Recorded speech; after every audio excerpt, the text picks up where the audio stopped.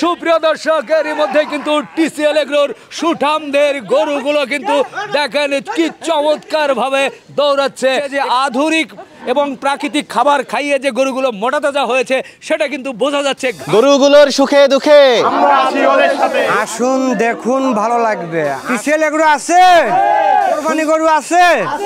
আসসালামু আলাইকুম প্রিয় দর্শক, কেমন আছেন? আশা করছি ভালো আছেন। সবাইকে অনেক অনেক প্রীতি এবং শুভেচ্ছা জানাচ্ছি। বন্ধুরা, আজকে আমরা চলে এসেছি ঢাকা জেলার দোহার উপজেলার বানাঘাটা মোল্লাবাড়িতে টিসিএল এগ্রো অ্যান্ড ডেইরি ফার্মে 2024 কোরবানি উপলক্ষে বেশ কিছু সুঠামদের গরু প্রস্তুত করেছে। পাশাপাশি সুন্দর সাজানো গোছানো এই খামার বাড়িটি আজকে আমরা একটু ঘুরে ঘুরে দেখব এখানে কি আছে এবং কি নেই। সত্যিই ভালো লাগছে যে চতুর্দিকে সবুজে ঘেরা খোলামেলা পরিবেশে খুব সুন্দরভাবে গরুগুলো লালন পালন করা হচ্ছে। কোরবানি উপলক্ষে তো করছেনই, পাশাপাশি দুধের গাভী আছে, পুকুরে রয়েছে মাছ, সব কিছু মিলিয়েই কিন্তু চমৎকার এই খামার বাড়িটি। দেখে বেশ ভালো লাগবে, আসুন একটু ঘুরি। বাহ, আসসালামু আলাইকুম, কেমন আছেন? ভালো, আপনি ভালো আছেন? আলহামদুলিল্লাহ ভালো আছি, খুবই ভালো লাগছে আপনাদের সঙ্গে দেখা হয়ে। আজকে আপনাদের এই খামার বাড়িটি একটু ঘুরে ঘুরে দেখতে চাই। ইনশাআল্লাহ আমরাও আপনার সাথে আছি, আমরা দেখাবো। গাছে গাছে আম, ফুল, পুকুর, একটা খামার বাড়িতে যেগুলো প্রয়োজন সব রেখেছেন ইনশাআল্লাহ।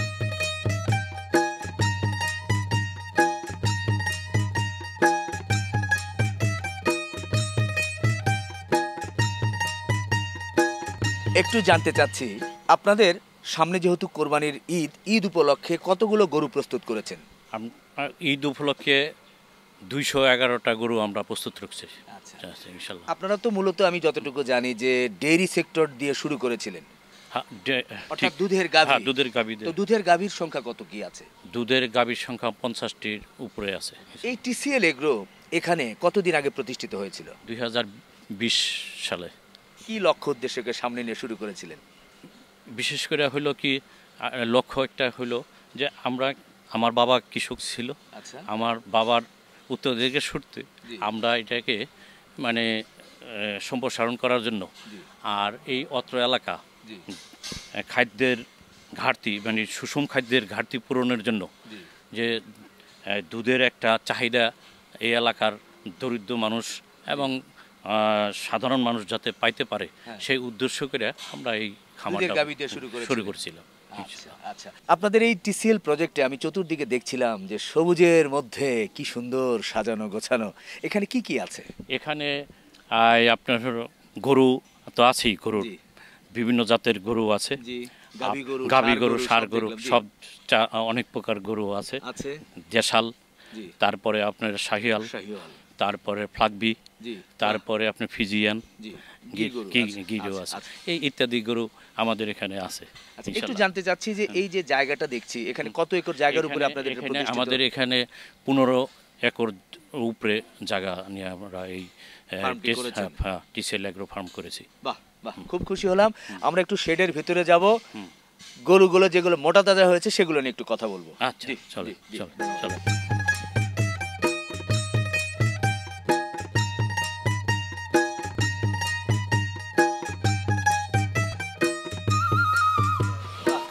ভাই আসসালামু আলাইকুম। ওয়ালাইকুম আসসালাম ওয়া রাহমাতুল্লাহ। কেমন আছেন? আলহামদুলিল্লাহ ভালো আছি ভাই, আপনি কেমন আছেন? বাহ, আলহামদুলিল্লাহ ভালো আছি।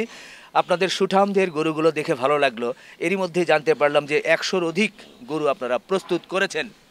জি, আমরা কুরবানির জন্য 211টা ষাঁড় গরু প্রস্তুত করেছি। আচ্ছা, 211টা। 211টা। আচ্ছা আচ্ছা, এই গরুগুলোর ওজন কত থেকে কতর মধ্যে আছে? আমাদের এই গরুগুলো 450 থেকে 600 কেজির মধ্যে আছে। আচ্ছা, সব কি শাহিওয়াল নাকি অন্যান্য জাতের? না, আমাদের এখানে শাহিওয়াল আছে, দেশি গরু আছে, গির আছে, আচ্ছা, হলস্টেইন ফিজিয়ান আছে। আচ্ছা, এই গরুগুলো আপনাদের এখানে কতদিন যাবত আছে? সংগ্রহ করাটা কতদিন আগে ছিল? আমরা এখানে 3টা সেগমেন্টে গরু কালেক্ট করছিলাম। কিছু গরু আছে 1 বছর পালন করা আমাদের এখানে, কিছু গরু আছে 7 মাস, কিছু গরু আছে 6 মাস। বাহ, আমরা একটু শেডের ভিতরে যাব। জি অবশ্যই।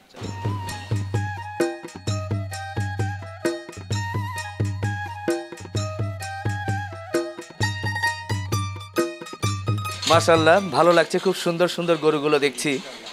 একটু জানতেই চাচ্ছি যে এই গরুগুলোকে আপনারা কি খানা খাদ্য খাওয়ান? আমাদের গরুর হচ্ছে প্রধান খাদ্যটাই হচ্ছে ঘাস। আমরা ঘাসের উপরে টিকে রাখছি এবং ঘাস নিয়ে আমাদের একটা মজার কাহিনী আছে। ঠিক আছে? কিরকম? আমরা ঘাসে কোনো ধরনের রাসায়নিক সার ইউজ করি না আচ্ছা। এবং কীটনাশক ইউজ করি না। আচ্ছা। আমাদের এই গোবরগুলা যাতে পরিবেশ দূষণ না করে এই জন্য আমাদের একটা সাইড প্রজেক্ট আছে হচ্ছে বায়োগ্যাস। আচ্ছা এবং এই বায়োগ্যাসে থেকে আমরা যে জৈব সারটা পাই স্রেফ আমরা সারের জন্য ওই জৈব সারটা ইউজ করি ঘাসের জন্য। ঘাসে কি কি ঘাস, কি কি জাতের ঘাস আছে? আমাদের নেপিয়ার আছে, পাকচন, যারা আমরা আবার ঘাসটা সিজন অনুযায়ী ঘাসটা চাষ করি, আচ্ছা। যেটা আপনার সিজন বর্ষার সময় বর্ষা। হ্যাঁ, আর বর্ষার সময় আমরা ধনচাও আছে, আমাদের নেপিয়ার আছে, আবার শীতকালে যে আমাদের ভুট্টা চলে আসে, আপনার আবার বর্ষাকালে পাড়া যারা এগুলা জাম্বু এগুলো চলে আসে। আরেকটা বিষয় যে আপনাদের ঘাসের জমি এখানে কতটুকু? 50 বিঘার উপরে আছে। 50 বিঘার উপরে। বাহ, তাহলে মূলত এই গরুগুলো ঘাস খাইয়ে বড় হচ্ছে। জি, ঘাস খেয়ে এবং আমাদের দানাদার আমরা আগে বাজার থেকে কিছু স্যাম্পল কালেকশন করি, ওগুলো ল্যাব টেস্ট করার পরে আমরা খাবারগুলো সংগ্রহ করি। সেটা দানাদারটা কি নিজেরাই ক্রাশ করছেন নাকি? নিজেরাই ক্রাশ করে নিজেরাই দানাদার মিক্সিং করে তারপর গরুকে দিচ্ছি। দানাদার আলাদা এবং ঘাস কেটে খাওয়াচ্ছেন? জি, ঘাস কেটে খাওয়াচ্ছি। নাকি টিএমআর করছেন? না, আমরা দানাদার আলাদা ঘাস কেটে খাওয়াচ্ছি, ঠিক আছে না? কিন্তু দানাদারের মধ্যে আমাদের ভুট্টা আছে, গমের ভুসি আছে, কুড়া আছে, মসুর, খেসারি এবং ফিট রিলেটেড অনেক কিছু মিক্স করে ওনাদেরকে গরুদেরকে খাওয়ানো হচ্ছে। জি, ধন্যবাদ ধন্যবাদ।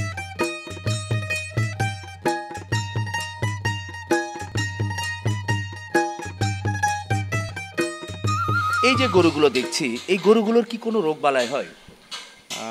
আপনি যখন আমাদের ফার্মের ভিতরে ঢুকছেন আপনি কিন্তু প্রথমেই দেখছেন যে আমাদের ওইখানে বায়োসিকিউরিটি মেনটেন করার জন্য একটা ফুটপাথ আছে। ফুটপাথে কিন্তু আমরা 24 ঘন্টা ওইরকম পটাশিয়াম পারম্যাঙ্গানেটের সলিউশন দিয়ে রাখি।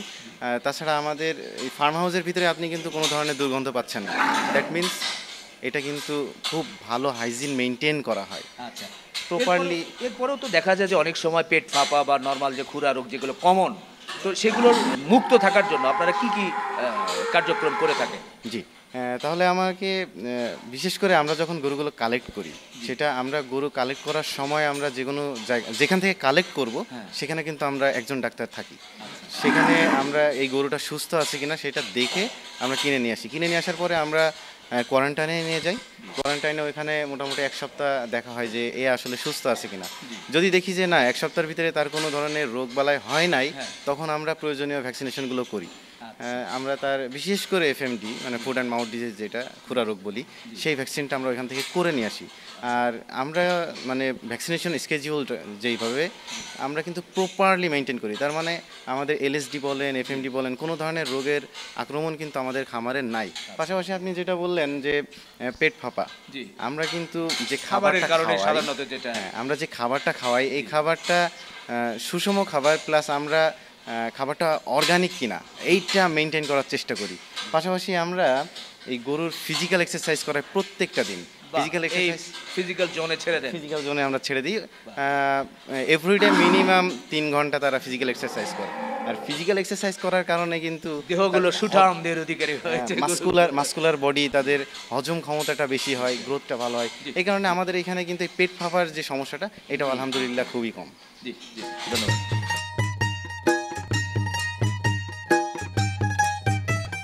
মাশাআল্লাহ, সুন্দর সুন্দর দুধের গাভী দেখছি। একটু বলবেন আপনাদের দুধের গাভীর সংখ্যা কত?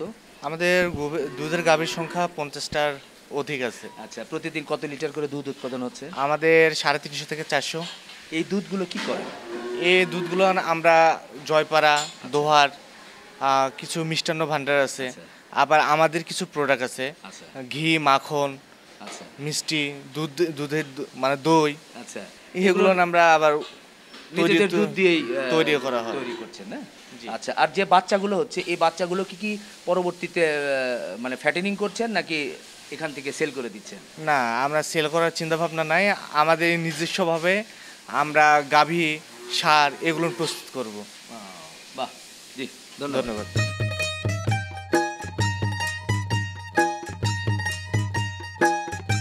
বায়োগ্যাস প্ল্যান্ট, ভালো লাগবে। পরিকল্পিত যে একটা খামার, তার এটা একটা অন্যতম একটা উপাদান। এটা সম্পর্কে একটু বলেন তো, এটা কতটুকু সাপোর্ট দিচ্ছে বা কী অবস্থা? রিপন ভাই, আপনি জানেন যে অ্যাগ্রো ফার্মের ডেয়ারি বা ক্যাটেল যখন আপনি পরিচর্যা করবেন, এখানে যে বর্জ্যটা হয়, এই বর্জ্যতে মিথেন একটা গ্যাস আসছে, কার্বন ডাইঅক্সাইডের গ্যাস আছে, যে ইনভায়রনমেন্টের জন্য খুবই খারাপ। আচ্ছা, এখন মিথেন এমিশনের জন্য আমরা একটা বায়োগ্যাস প্ল্যান করেছি, এটা স্মল স্কেলে।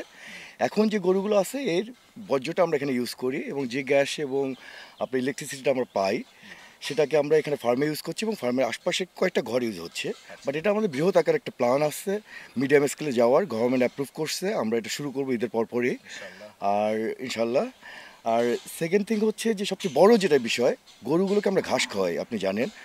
এই ঘাস প্রোডাকশন ফুললি অর্গানিক ওয়েতে আমরা করি। এই যে আপনি এখানে দেখতে পারবেন, এখানে আমরা কিছু শাকসবজি চাষ করছি, এটাও অর্গানিক, কোনো রাসায়নিক সার নেই। বায়োগ্যাস থেকে একটা জৈব সার বের হয় যেটাকে ম্যানুর বলে। এই ম্যানুর প্রোডাকশনটা আমরা এখানে করছি এবং এটাকে হাইলাইট করছি। ম্যানুরটা আমাদের যে প্রোডাকশনের জন্য যে ম্যানুর দরকার জৈব সার, সেটা পূরণ করার পরও আমরা চিন্তা করছি বাল্ক আকারে, আমরা মিডিয়াম স্কেলে গেলে বাল্ক আকারে আমরা দেশবাসীকে দিতে পারবো। এটা হচ্ছে আমাদের প্ল্যান, আমাদের এমডি স্যার মহোদয়ের প্ল্যান। হ্যাঁ, এবং আমরা এই লক্ষ্যে ধন্যবাদ।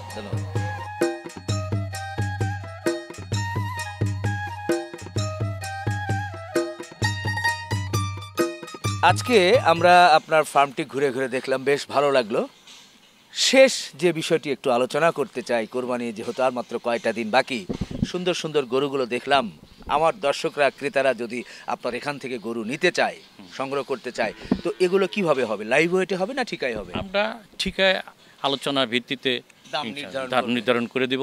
আমরা ঈদ, এই কুরবানি উপলক্ষে আমরা একটা ছাড় দিয়ে দেব ভালো ধরনের, যাতে তারা না ঠকে, মানে ভালো একটা দামে নিতে পারে। একটু বলবেন যে এই যে এখানে যে গরুগুলো দেখছি, এগুলো কত থেকে কত ওজনের মধ্যে মোটামুটি আছে গরুগুলো?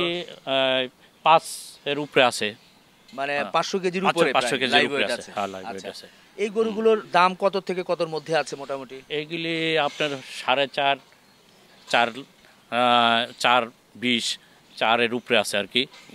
4 এর নিচে আলোচনার সাপেক্ষে আমরা হয়ে যাবে ইনশাআল্লাহ। এর মধ্যে থেকে একটা গরু কি একটু আমরা এই সামনে এনে দর্শককে দেখাতে পারবো এবং এটার একেবারে সুনির্দিষ্ট দাম চাইতে পারবো?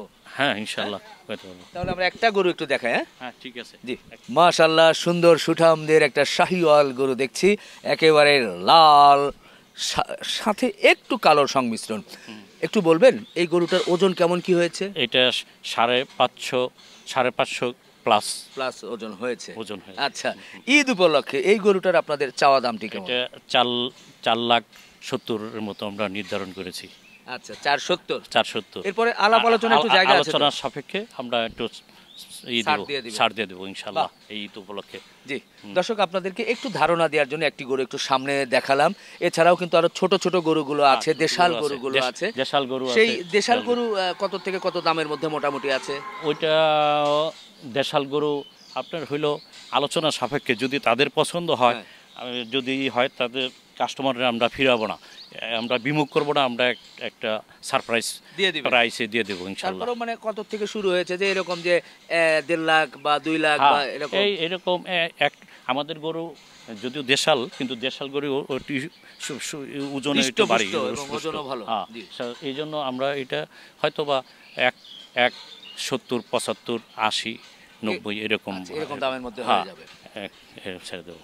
আমরা প্রায় শেষ পর্যায়ে চলে এসেছি। একটি বিষয় জানতে চাচ্ছি, সুন্দর পরিবেশে আপনারা একটা ফার্ম করেছেন, ভবিষ্যতে এই ফার্মকে আর কোথায় নিয়ে যেতে চাচ্ছেন? আমরা ভবিষ্যতে এই ফার্ম বৃহৎ আকারে ইনশাল্লাহ, এটাতে আপনার হলো ডেইরি যে দেখছেন দুধ খামার, এই দুধ খামারের সম্প্রসারণ করে আমরা ঘি, পনির, ছানা, তারপরে আপনার হলো মিষ্টি, এগুলি লোকাল চাহিদা পূরণ করে জাতীয়ভাবে যাতে সম্প্রসারণ করতে পারি, সেই পরিকল্পনা আমরা করতেছি। এবং অলরেডি আমরা ছাড়পত্র পেয়েছি, আমরা এটা সম্প্রসারণ করার জন্য। আমাদের ওই যে ওখানে টিসেলের এই 1500 একর জমি, এখানে তার একটা পার্ট আমরা এগুলি করার জন্য আগামী ঈদের পরেই ইনশাআল্লাহ কাজ শুরু হয়ে যাবে ইনশাআল্লাহ। অসংখ্য ধন্যবাদ, আমাকে সময় দিয়েছেন। ইনশাআল্লাহ আবার দেখা হবে, ভালো থাকবেন। ইনশাআল্লাহ, আপনাকেও ধন্যবাদ, আপনি আসছেন, আপনাকে আমরা খুবই খুশি। আমরা আমাদের টিসিএল পরিবার, আপনাকে টিসিএল পরিবার থেকে আপনার ধন্যবাদ। খুব খুশি হলাম। দর্শক, ভালো লাগছিল। আজকে ছিলাম আমরা টিসিএল এগ্রো অ্যান্ড ডেয়ারি ফার্মে, বেশ সাজানো গোছানো পরিকল্পিত আধুনিক একটি খামারে। সত্যি এই খামারে আপনারা আসবেন, দেখবেন, বিশেষ করে কোরবানি উপলক্ষে যে গরুগুলো প্রস্তুত হয়েছে সেই গরুগুলো কিন্তু আপনারা নিতেই পারেন। বন্ধুরা আর কথা না, এখানে শেষ করছি। ভালো থাকবেন, সুস্থ থাকবেন, আমাদের জন্য দোয়া রাখবেন। আল্লাহ হাফেজ।